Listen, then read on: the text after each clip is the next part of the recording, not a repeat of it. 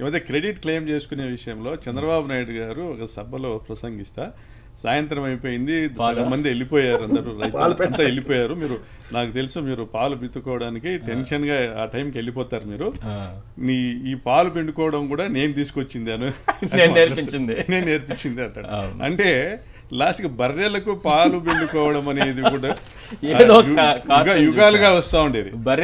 యుగంలో శ్రీకృష్ణుడి కాలం నుంచి వస్తానేదని ఈరోజు అది కూడా క్లెయిమ్ చేసుకుంటారు. Cartoon Chandrababu Naidu cartoon just joke కాదు కదా, ఆ జోక్ నవ్వుకోవడం కోసమే చంద్రబాబు నాయుడు గారు ఆ డైలాగ్ చెప్పగానే రైతుకు చెప్తున్నాడు పాలు బెతకడం నేనే నేర్పించాను, బర్రె అంటోంది నేను పేడేయడం కూడా మీరే నేర్పించారు. ఏదో కార్టూన్ చూసా. అలా కాదండి, అసలు జోక్ అని. ఇంట్లో మనందరూ పాలు పెరుగు తిని బతికాం కదా, ఇంట్లో ప్రతి ఒక్కరికి ఒక ఆవో బర్రె ఏదో ఒకటి ఉంటుంది, దాంట్లో పిండుకొని వచ్చింది కదా జీవితం.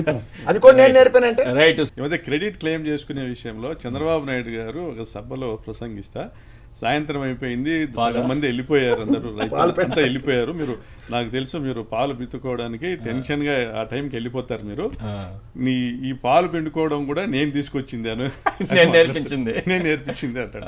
అంటే లాస్ట్కి బర్రెలకు పాలు పిండుకోవడం అనేది కూడా యుగాలుగా వస్తూ ఉండేది.